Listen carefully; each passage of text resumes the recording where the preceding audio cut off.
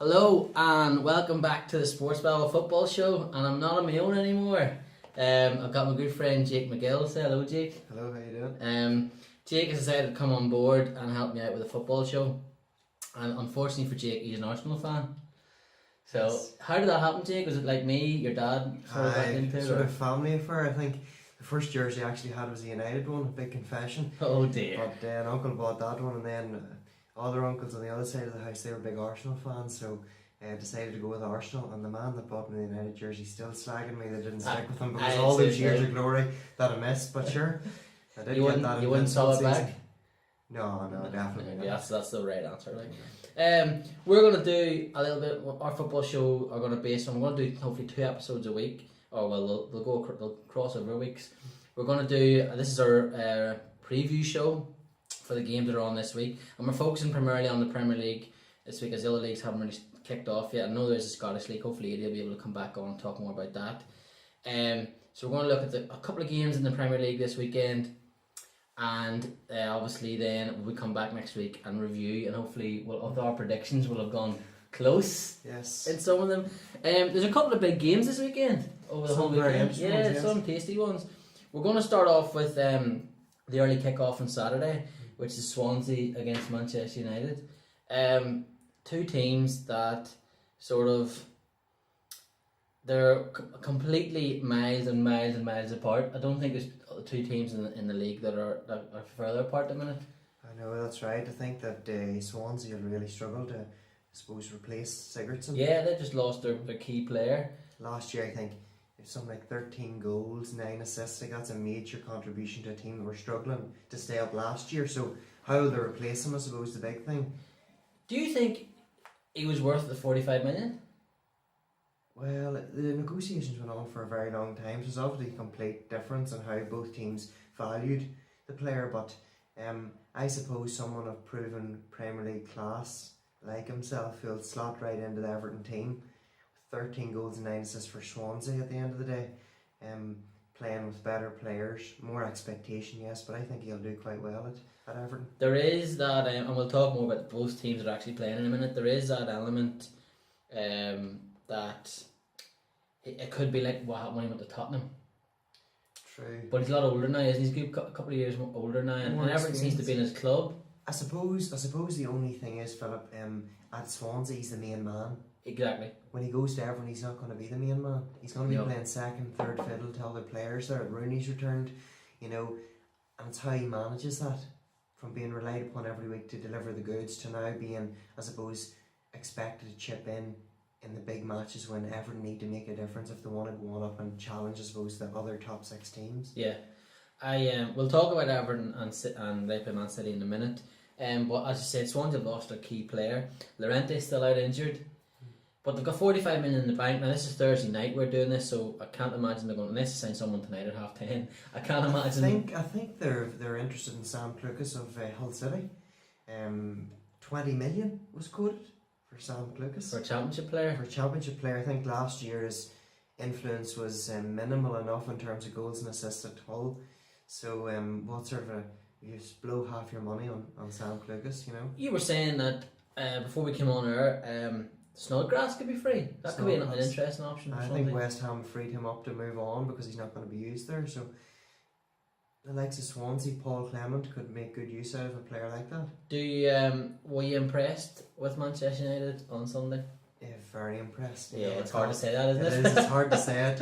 And I suppose, having listened to all the different pundits talk about Jose Mourinho's second season sort of syndrome, as I know it, but he always seems to have the success in his second seasons, and it's worrying when they started so well for an Arsenal fan, for a Liverpool fan, but it's a long season and there will be challenges, It'll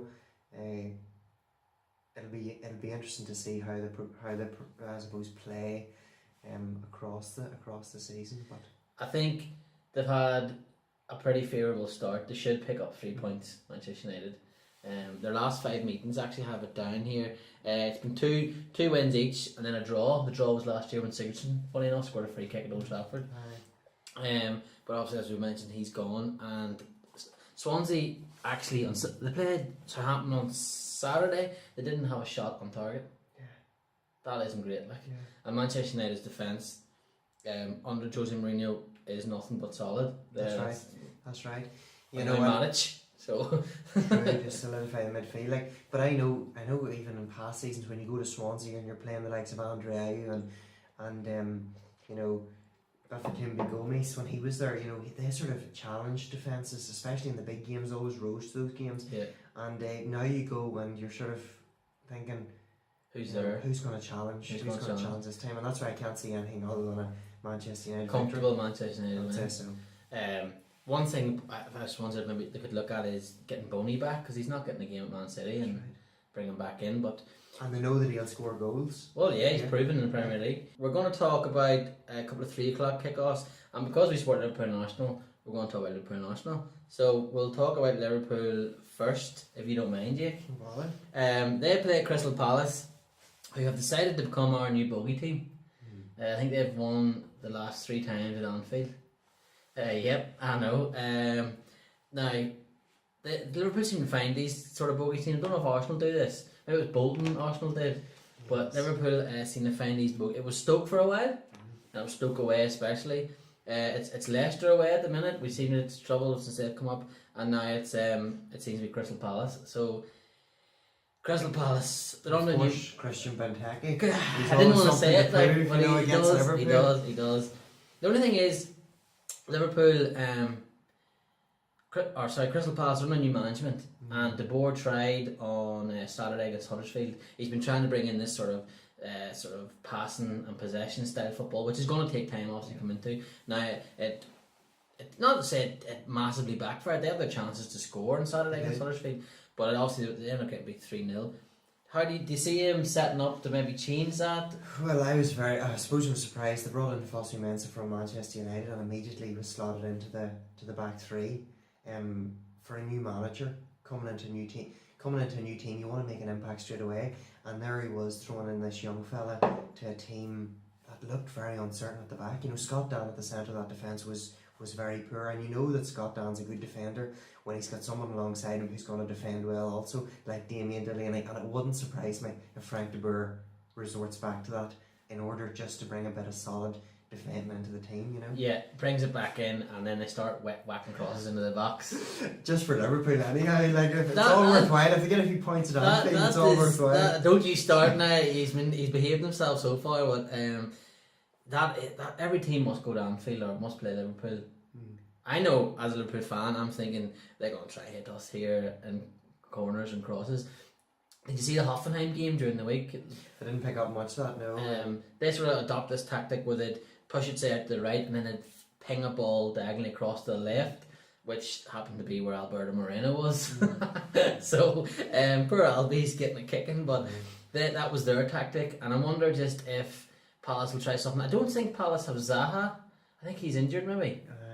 And do you think that Moreno will last long in the team? Will they bring in Robertson sooner rather than later? Or? Well, Klopp actually, we'll talk about that in a minute. Klopp talked about Robertson today, and says it's just taking a wee bit of time to fit in. I would be inclined to maybe push Milner back into left back. Just to be Lovren. Last year, Liverpool went like 4 or 5 games in a row where or towards the last 6 or 7 of the season with it. 4 or 5 games where they kept clean sheets and they only conceded like 1 or 2 goals the other games or something like that there. They tightened up the defence, and Lovren looked a bit more solid, and I think he's really missing his mate Milner beside him because he doesn't trust Moreno, which is fair enough. Moreno hasn't put in a string of games yet defensively where you could trust him. Going forward he's been brilliant, but at the end of the day he needs to stop goals. He's just that good. Milner's that good professional that you can rely on in moments that he'll make the right decision, you know. For this game I would slot Milner back in to left back if Robertson isn't ready to go, and I do think we'll win. I think we'll have more than enough at home against Crystal Palace, but it's that old thing of like how many crosses are they going to try and fit into the box? I suppose at the end of the day, you know, it depends. Will Liverpool be able to dominate possession so much so that Crystal Palace don't really have a chance? It'd be interesting because obviously Palace have changed now to, like we said, that possession style football, so it'll be interesting. It actually sort of Palace will dictate, I think, what way this game not sort of necessarily goes, but what way Liverpool attack them. Yeah. Because if Palace turn up to give the possession, I think that'll suit Liverpool because we'll try to hit them on the counter attack. But if Palace decide, as you said, to drop back and revert in their ways, I just can't see it. Like after losing 3-0 at home last week to the newly promoted Huddersfield, I cannot see them going out gung ho like they did. No. And I suppose making themselves more easily beaten. So I'd say they'll try and keep it tight at the back for as long as possible, which mightn't suit Liverpool so much, especially without Coutinho. Yeah. You can suppose put that in a decisive pass and open up a defence. But what do you think of the Barcelona general manager's comments today? Pep Segura, interesting. I think he's obviously quite confident that they're going to land him. I think Dortmund have also said basically rubbish his claims. I don't know. I don't see Liverpool selling him. I don't see it's too late in the transfer window now to be done. I just don't. No matter what Barcelona chuck at them, I don't see Liverpool selling him. And this, talked about this before, saying that you might get 130 million for him, take it. Well, what's the point? So we've only spent 49 million anyway. What are we going to do with 130 million? That's right. So late in the window. Exactly. You don't want to risk spending that money on somebody you don't actually need, or someone maybe just to plug a hole rather than someone who's going to make a real difference to your team. Like, if you take 130 million instead of buying a player, FSG go here's free tickets for every game for everyone now. yes. And we have all the rest of our season, all the home games are all free then. Yeah, exactly. I take that, but no, I don't see it happening. I'm disappointed that it is looking like Coutinho sort of isn't really. He's sort of a wee bit on strike. Yeah. I don't buy into this back problem. Barcelona back, I've been calling it. Aye. But Daniel Sturridge is back. He's back fit. He's coming into the fold. Right. I would change our team, and maybe when Alden's look a bit tired, I'd put Firmino back into midfield and put Sturridge on if he's ready to go, and go with that way. I put Solanke on. I would take one of the midfielders out because Liverpool look too flat in midfield. As a three, similar sort of players in there, no real dynamism, I suppose. Like. Yeah, and I would just obviously with the world's best player, Trent Alexander-Arnold, playing it right back. I tell you what, I'm actually thinking of putting him into my fantasy team because he played well. He got that free kick was fantastic. It was very good. From what I did see of the match. That way my tweaks: Milner in at left back and Firmino in at midfield, and Sturridge or Solanke or someone starting up front. Then, although it's always awkward to predict your own team's performance, do you think you'll get a win this weekend? I'm going to go for a win. I think we'll win at home. That Hoffenheim result was massive for us. It should have been 2-0. It was 2-1. Trent sort of just showed his naivety and keeping his hand up and waiting for an offside call. But I think we'll kick on now. I think that was a brilliant result away from home. They weren't beaten at home in 15 months. Dortmund and Bayern Munich are going there. I think we'll win. I think they'll probably concede one. If we get a 1-0 win, clean sheet, I'm going daft. I'm going to go mad. Very, very happy. But what do you think? Oh no, I'd expect Liverpool to win now. It'll be interesting to see what Frank de Boer does. You know, he risks losing 2 games on the trot for a new manager in the Premier League with the likes of Steve Parish as your chairman. It's a difficult start, like. Yeah. And here's a man that's been hailed in Dutch football from Ajax, a master of bringing through youth talent, and he's not had the best of starts. But you know, as I said before, there's still plenty of time for him to turn it around. And going by Crystal Palace's previous form at Anfield, you wouldn't be surprised if the next something. But I don't see it personally. Yeah. But we're going to talk about Arsenal Stoke now. Last 5 meetings, Arsenal have won 4 and drew 1. Yes. Which I was actually surprised by because I know everybody gets nervous, and Arsenal fans, I think, particularly when anyone mentions Stoke or an away game at the Britannia, it's always quite nerve wracking. But when you look at the stats, Arsenal have improved. You know. Yeah. And they've got used to the the demands of playing Stoke City. I think why Arsenal were maybe nervous was because especially when Pulis came, it was like Wenger and this beautiful football, and then it was like a tank. It was like some sort of army military operation tank thing, and it just clashed. And Stoke seemed to always win it because they just kept the ball in the air for 90 minutes, and it didn't suit. And I don't care if I wind Stoke fans up, whatever. But yeah, are you confident he'll get a result? Is it at Stoke? Look, it's at Stoke, and I am the late confident. Kickoff, sorry, it is, isn't it? It is late kickoff, 5:30 on Saturday evening, and I can't wait to watch it, as always. But I find Stoke are frustrating, and they will always try to frustrate Arsenal.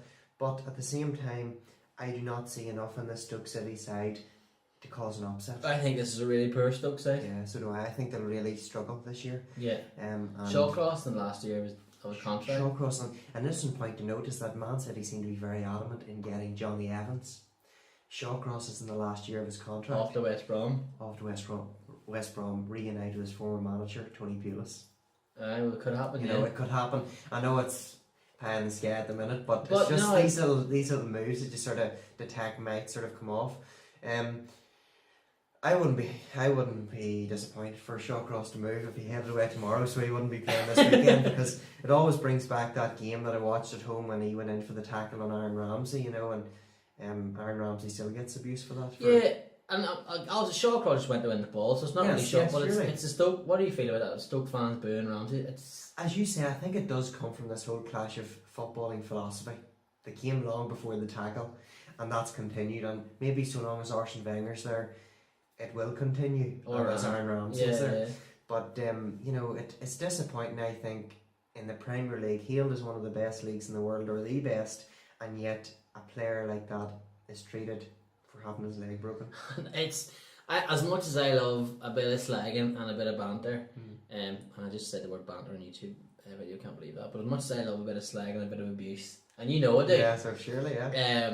That there, I just think, come on, like seriously. But go on ahead. The man's career was almost ended. Like, I suppose the best way to answer him is to score goals like he did last week against Leicester City. Yeah. Because that was a superb finish, and I think he will tomorrow get the start. Although Arsene Wenger in these sorts of games, he sort of set aside football in terms of he would have always gone and said, I'm playing wherever I want to play and I'll not change for no team.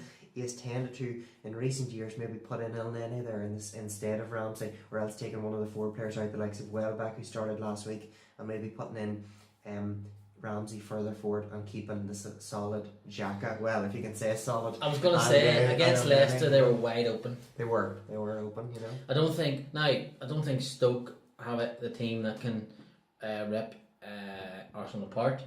But if you're playing like say for talk's sake, they're playing Liverpool or like Napoli, team or Tottenham teams that'll hit you bang. I suppose the thing that some people are getting carried away with, including some Arsenal fans like Piers Morgan, etc. As always, they're getting carried away with the fact Arsenal last week were playing an inexperienced centre half who's done very well, played very well in the FA Cup final, very well in the Community Shield final, but he's still inexperienced and he make a few mistakes. Yeah, Stuart. Yeah. Rob Holding, I was thinking of somebody else. Rob Holding, and like when you make a few mistakes as a young player, it started to affect his game. They're also playing in their Kolasinac, who has not played in the Premier League before. I love him. And he just drives for the ball, no matter where it is. An absolute lunatic. Yes. But I think he'll be a good player. So I think left wing back. I think he'll be a good player in Arsenal, but I think there's going to come a game where he's going to cost you. The problem is, Philip, I agree if he's playing in one of the three centre half positions. But if he's playing at wing back, you think? I think he'll be perfect. You know, he harassed, for want of a better word, Riyad Mahrez last week, and he took the ball off him a few times. Yeah, he was very well, not fouling him or anything. And that's the sort of player Arsenal need, and I'm delighted to see it. Actually, they needed a bit of a brute. They did. Liverpool could do with a bit of a brute actually. The good news for Arsenal this week is that Mertesacker, he is back, and he'll be starting at the centre of the defence, and that's, you know, I would say I wouldn't be surprised after last week's result, a sort of damp squib defeat against Everton. Stoke will throw Peter Crouch in from the start. Something like that. You know, he always causes damage against Arsenal. I remember him scoring. Did he score 3 or 4 for Liverpool at the Emirates a few years back? It was at Anfield. At Anfield. And I was sick that day. And, you know, he always has this habit of sickening me, Peter Crouch. But Mertesacker has him, and then also Mustafi's back. So what it means is that I would say he might just rest Holding this week, and he'll put in Monreal alongside those two experienced central defenders and Kolasinac at left wing back. Which means then there's no real need for Oxlade-Chamberlain, so whoever wants him can take him for 35 million. He can hope to Anfield if he wants to, correct? And because Bellerin will play at right wing back. Here, Arsenal could boast a front four of Lacazette, Giroud, Sanchez and Ozil. Yeah. So why, myself included, are they not being tipped to challenge for the title, do you think? Well, because of the defence. I would say, last year I think Arsenal kept 13 clean sheets. Manchester United, Tottenham maybe kept 17. They conceded 44 goals, right? I think Man United or Tottenham had the best defence with 29 goals or something. Arsenal concede a lot of goals, and there comes a time when you can't score 4 in a game. Yeah. Against Leicester. Sort of in a similar boat as Liverpool, really, aren't they? And it's disappointing because when Arsenal put out a team like that, you think this team could challenge in any game. But there's always the concern at the back of any Arsenal fan's mind: what sort of defence is going to turn out tonight? Is it going to be a defence that keeps it solid, that goes for every tackle, tries to win every ball? Or is it going to be a defence that sort of looks lethargic, not really interested, and if they win the ball, they win it, if they don't, they don't? That's the concern. I think my issue, if I was an Arsenal fan, would not so much be around the defence, because I think with that 3 and the players will come back, they will look a bit more solid. It's the midfield to me looks soft. Yeah. Xhaka and Elneny aren't soft physically, they just seem to be easily bypassing. What happened the other day against Leicester was they were just massive gaps, bombing forward. That's right. And nobody's covering back. I know, like for example, the goals could have been easily avoided. Massively, yeah. One of them, Bellerin gives away, or Ozil gives away the ball at the edge of the box, and eventually it leads to a goal. And a player that can read the game, the likes of Matic there for Manchester United, would sniff out danger like that and put an end to it. Yeah. Would put out that fire immediately. Whereas Xhaka and Elneny don't seem to just have that bit of nous that you need. Yeah. It is a concern. But Cazorla's a big miss, and everybody, I know people say, he's not brilliant in the big games, but he makes Arsenal tick. And he's good positionally. So the sooner he comes back, the better. But I wouldn't hold my breath because he's been out for a very long time. And he looks like Joey Tribbiani now. Yeah, he's put on quite a bit of weight. He has put on not quite that a I bit. want to talk, but No, me neither. But an interesting little side note: Jesse and Kolasinac. Yeah. Let's say it right there. The last time they met, Kolasinac, the big he's a hero of mine. I love him. He ended Jesse's season. Right. Tackle. Schalke were already like 6-0 down, and he just took him out against Real Madrid, and he ended the season. So it's the first time they have met since. So there might be an awkward handshake there. Awkward handshake. There'll definitely be somebody trying to fire an nutmeg, I think, or something. Well, I think I know sometimes you think in the second battle the other player or person might have a chance, but I think there's only one winner in the Kolasinac. Big Kolasinac. Jesse, battle but and of course it'll be an interesting dynamic to watch. A win for Arsenal tees them up nicely to go to Anfield then the week after.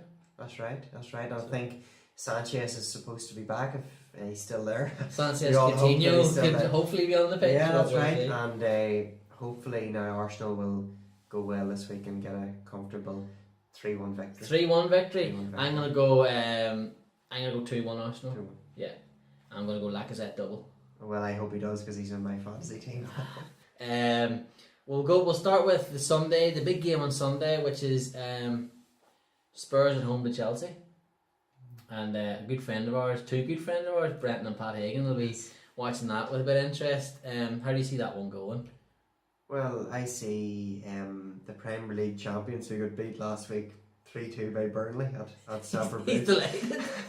Against a team that were very close and ran Chelsea very close in the league, Yeah. Speaking realistically here, Spurs under Mauricio Pochettino have improved big time, and they've got some solid performers in the likes of Harry Kane, who I notice is the only British player to be in the FIFA nomination for FIFA Team of the Year or Player of the Year. Yeah. They've got those sorts of players who you can rely on in the Premier League. It'll be an interesting game, and I think Spurs have a major psychological barrier when they play at Wembley. They've won competitive games at Wembley. Or not, they've won friendly, sorry. Yes, they've won. I think they beat Leverkusen. No, sorry, they lost to Leverkusen in Monaco last year, and they beat CSK in Moscow in the Champions League group stages. Yeah. But they played 5 games at Wembley, or did they play 8 or something? They lost 5, drew 2 and 1. Something like that there, but they haven't a great record at Wembley. And they have to play there all season. And you know how important White Hart Lane was last year, the season before, to Spurs. But what a game to get your winning on and going. Well, you seem to be assuming though that Chelsea are gonna just throw the towel in. No, Like they did in the first half against Burnley. He's going to get us in trouble. No, I think I think Conte he'll shore that team up. They'll I think Chelsea come out of that with a draw. I think they'll shut it down. Spurs are very good. They've sort of changed a little bit. Spurs were a bit gung ho and attacking, and they were so good to watch at times. They've changed it a bit more possession based now, and they sort of on Sunday they worked Newcastle down, just played it around them and kept going. Obviously, it's August. Harry Kane doesn't score in August. You need to change that. True. But no, I know Chelsea are missing like 300 players because I've loaned them all and sold them all. It's your own responsibility. Yeah, they don't have enough for a bench. Well, listen, I have no sympathy with Chelsea at all here. Don't worry. But no, I see a draw in this game, and I actually see like a 0-0 or a 1-1 draw. And that could be proven wrong. But I think it might be a poor enough spectacle. Well, the last two games these two have played, the last 3 games have been brilliant. But I just think Chelsea need to get in there, get a point, and get out. They need to just steady the ship. Chelsea come away with that with a win. With what's happened last week, and then obviously with the players are missing, that'll just kick them on, and we don't want that. But think about this, Philip. Like if they had Costa available, I know Morata came on and did brilliantly. He should start. He should start, and I think he will start this week because Conte will have learned. He's a quick learner, you know. Yeah. And if they had Costa available in a game like this, you know, but here he is lying up in Brazil, you know, enjoying the good life, and not making himself available for the club that's paying him his wages. I know it's another farce in professional football at the minute. Like. Exactly. But how do you see it going then? Personally, I think Tottenham will win, and I think they'll win by a few goals. So I think it'll be 2-0. I think they'll put Chelsea to the sword. I think so. He'll be under massive pressure then. He'll be under massive pressure, but he's a sort of manager who wouldn't be afraid to walk away. No, he's done it before. But there again, I see Chelsea have been linked with Andrea Bellotti from Torino. The Torino centre forward has a release clause of 91 million. They do not need another centre forward. You know, they've got Morata there who can lead the line, who did very well last week. They've arguably got Costa who... Yeah, well, they need to sort the Costa thing out They need first. to sort it out. And if he's staying and he's not going anywhere, then that's grand. But where are they going to play Morata? On the left or right? Off Bellotti? Or Bellotti on the left? Or, you know, one of these players who they spent big money on is going to have to sacrifice their game. And they don't like doing that. No. I don't know what's interesting. Yeah, so I would say Tottenham 2-0. 2-0? Okay. I've gone for a draw, but he's gone for 2-0. If you wonder why we're looking down at the screen here, we've just put on the Everton Hajduk split game. Hajduk would have a wee bit of a soft spot for me because myself and Sarah were there on holidays and I got to go around the stadium. Oh, they nearly scored. And I got to go around the stadium, so up the Hajduk. But we will finish off our little preview with Man City v Everton on Monday night. Everton haven't won there since 2010. I know, it's amazing stat that. It's not going to change, I don't think. Yeah. Even though they have brought in Big Sigs. Sigurdsson's in. He's not playing tonight, but he's in. He'll be in for that game. I think if Everton got out of that game with a draw, they'll be absolutely delighted. You're saying the games to come are nightmare? Their 4 games from tonight are City, and then Hajduk split away, so depending on the result tonight, how that'll be. Then it's Spurs and United. So they have to go to Spurs. I think they're no, sorry, it's Chelsea, then Spurs and United. I think they've Chelsea at home, right, and then it's Spurs away. After being away in Croatia. After being away in Croatia, exactly. I'm not 100% sure on what way their fixtures are, but that's their 4 league games from tonight. Yeah. So that Stoke result was massive for them. It was, yes. But I just see them getting beat Monday night. Not comfortably or anything. Yes. I think Man City will beat them like a 2-1 or a 2-0 or something. I think Man City just have too much for them. A wee bit too much for them. Yeah. It'll be interesting to see now because I know Ronald Koeman, he's invested a lot of money. He's got his number 1 target now in terms of Sigurdsson. He's got arguably one of the best goalkeepers in the league. And for his age, one of the best in Europe. And such a deal, you know. What was it spent on him? 16 million? Was so, it? 15.5 million or something like that? I'm not sure what it was. And think the amount of service they're going to get from that young player. And if they don't get service from him, the amount of money that he will bring in revenue. Exactly. If they sell him on. You know? That's the thing, yeah. And that's not me being negative on Everton fans, because I'm a Liverpool fan. Because when I lived there for 3 years, I missed Liverpool, and the city was brilliant, and the Evertonians, or the blue shites I call them, the blue noses. They're a good laugh.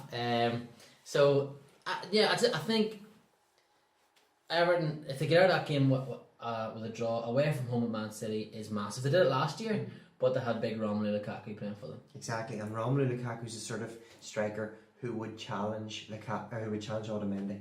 You know, Sandro Ramirez might suit Otamendi. Rooney's not going to outpace him really. No. So it sort of suits the type of player that they have now. Sort of suits Manchester City. At the same time, though, Everton have big ambitions. Their owner is expecting big things after the money that's been invested. Over 100 million now. I think it is. Yeah, it's crazy. And I would say that if they want to sort of challenge and go on up the table, get into the top 4, if that's the sort of ambitions that they're harbouring, I'd say that they need to be going to places like this. And as you say, getting at least a draw. You know? They haven't bought the right players to get in the top 4.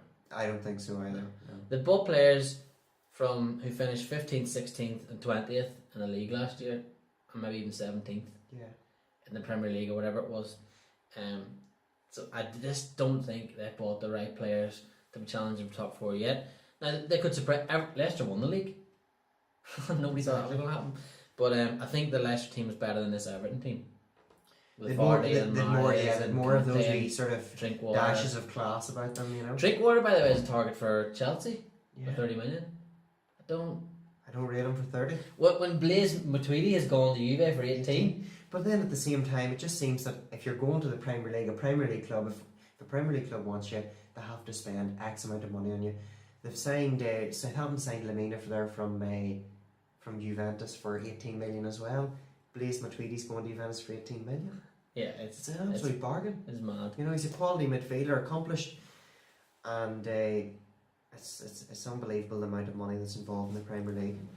We're still watching this game as we're trying to talk these and the thing. It's a wee bit distracting, but it's been quite an open wee game, hasn't it? It has indeed. Both teams seem to be well prepared to play the ball about. And how did you find your first Sports Babble video or podcast then? Very enjoyable. Now I just hope that Arsenal can follow it up with a victory. Yeah, you see, we've made all these predictions. It makes next week easier. Yeah, and now we can get done in. So just to reiterate, I've gone Manchester United to win. You picked Manchester United to win.